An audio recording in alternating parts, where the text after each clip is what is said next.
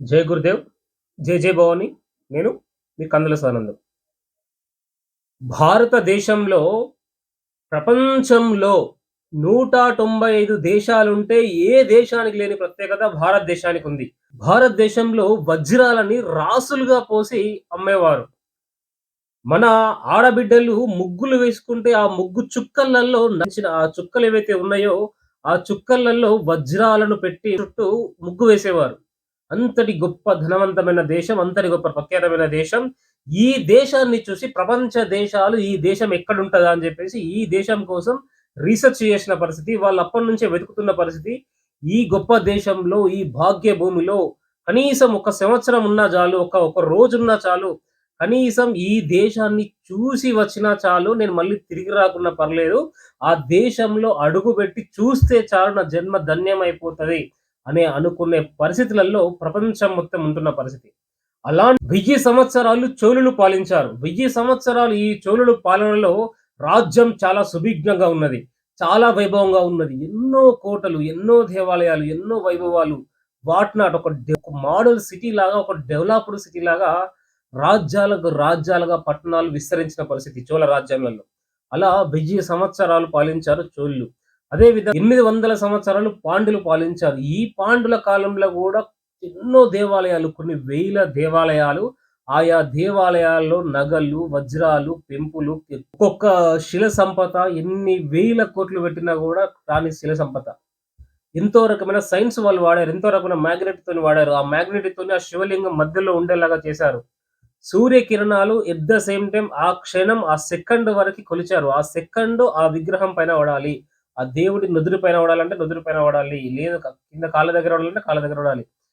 ఎక్కడ వాడాలో అక్కడ డిజైన్ చేసి పంపించారు మన వాళ్ళు. అంత టెక్నాలజీ వాడారు. అంత సైన్స్ వాడారు పాండ్యులు గూడా. సో, అదే విధంగా 650 సంవత్సరాలు అహోములు వాడారు.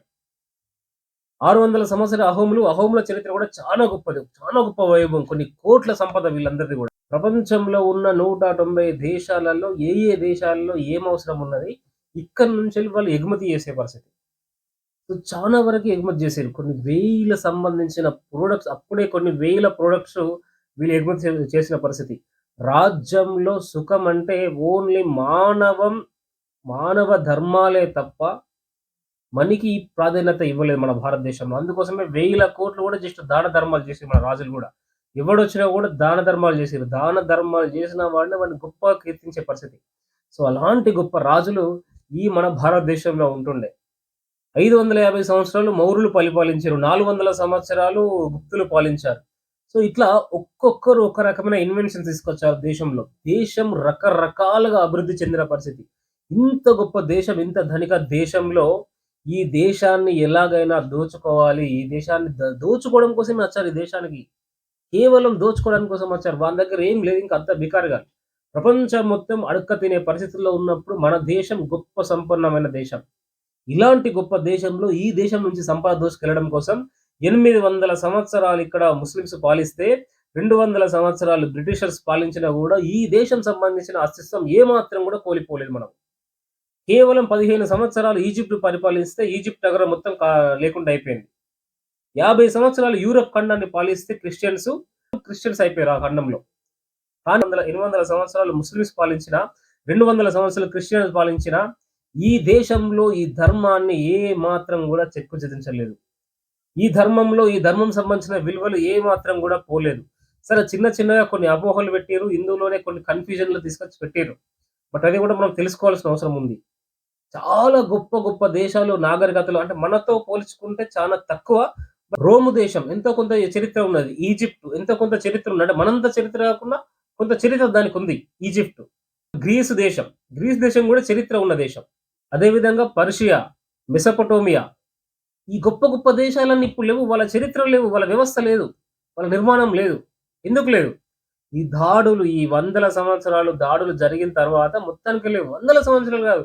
15, 20 సంవత్సరాలు వేరే మతస్థులు పాలిస్తే వాళ్ళు క్రిస్టియన్స్ గాని, ముస్లిమ్స్ గాని ఆయా దేశాన్ని వాళ్ళు మొత్తం వాళ్ళకి సంబంధించిన దేశాన్ని చేసుకునే పరిస్థితి. అలాంటి పరిస్థితులలో భారతదేశాన్ని వేల సంవత్సరాలు పాలించినా గూడా భారతదేశాన్ని ఏ మాత్రం చెక్కు చెదరలే. సో, అందుకోసం ఈ దేశాన్ని చేంజ్ జేయడం కుదరక ఇప్పుడు దేశంలో ప్రపంచ దేశాలు ఒక దేశం మీద ఇంకో దేశం యుద్ధం చేస్తున్నది అంటే, దానికి ప్రపంచంలో ఎన్నో మనం చెప్పాల్సిన అవసరం ఉంటాయి సమాధానాలు. సో, అందుకోసమే ఇప్పుడు ఒక దేశం మీద ఇంకో దేశం దండయాత్ర చేసే పరిస్థితి లేదు. సో, అందుకోసమే అంతర్ముఖంగా జేయాలే. ఆ దేశంలో ఉన్న వ్యక్తులతోనే అంతర్ముఖ యుద్ధాలు జేయాలే. ఆ దేశంలోనే ఉన్న పౌరులతోని అక్కడనే యుద్ధాలు జరగాలని జెప్పేసే వచ్చినాయి కొన్ని దుర్మార్గ పనులు ఈ మతం మార్చుడనేది. నిన్న ఒక వీడియోలో ఒక సోదరి అంటుంది, క్రిస్టియన్ మిషనరీలొచ్చిన తర్వాతనే ఇక్కడ సంస్కృతి నేర్చుకున్నామట మనం అని జెప్పేసి ఆమె ఒక వీడియో పెడుతది. అమ్మ మా ఆడబిడ్డవే. బట్ మన చరిత్రలో దారి తప్పిన ఆడబిడ్డవు గంతే గాని మన చరిత్రను తెలుసుకోవాల్సిన అవసరం ఉంది.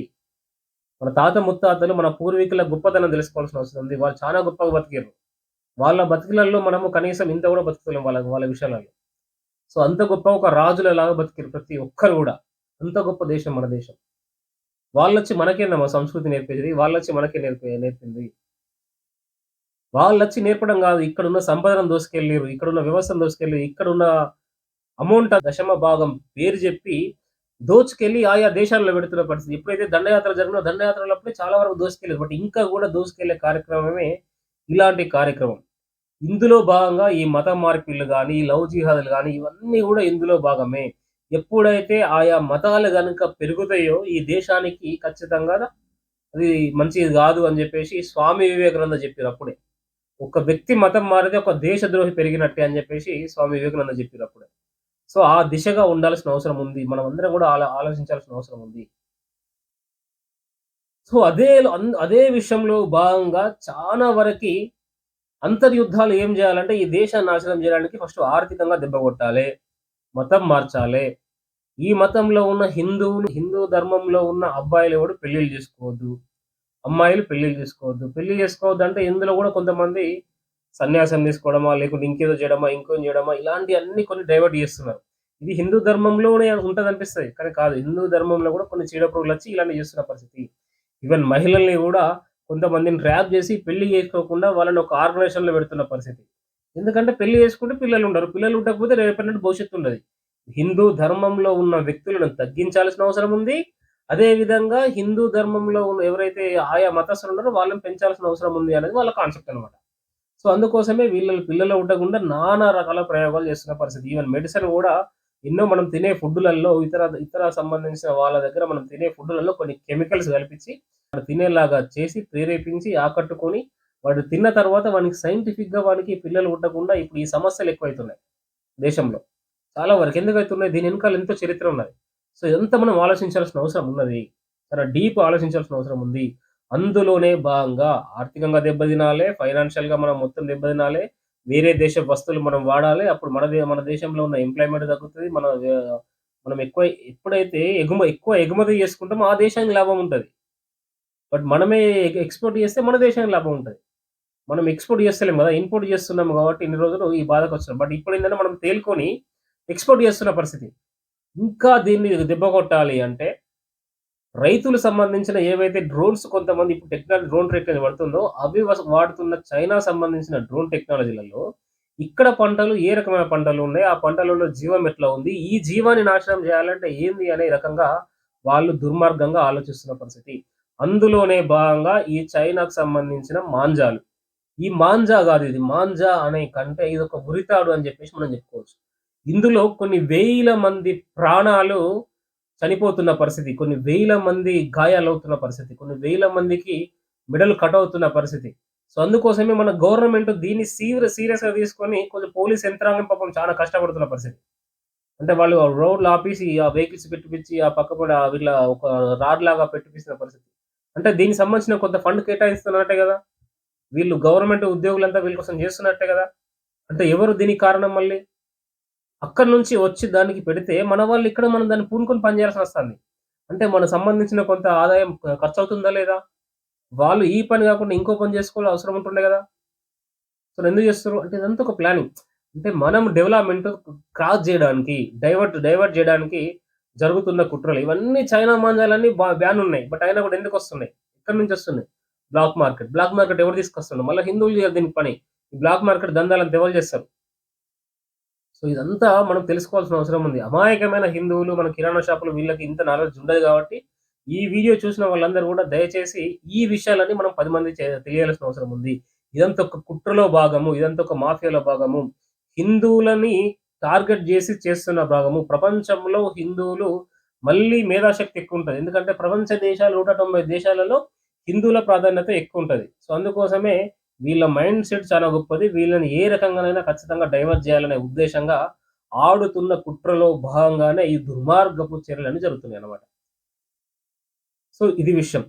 సో, సోదరులారా, మనము ఇప్పటి వరకు ఈ వీడియో చూసిన వెంటనే దేశం కోసం, ధర్మం కోసం ఏదో చెయ్యాలి అనే తపన ఉన్న వాళ్ళు మాత్రమే ఈ మన వీడియోలు చూస్తారు ఇక్కడి వరకి.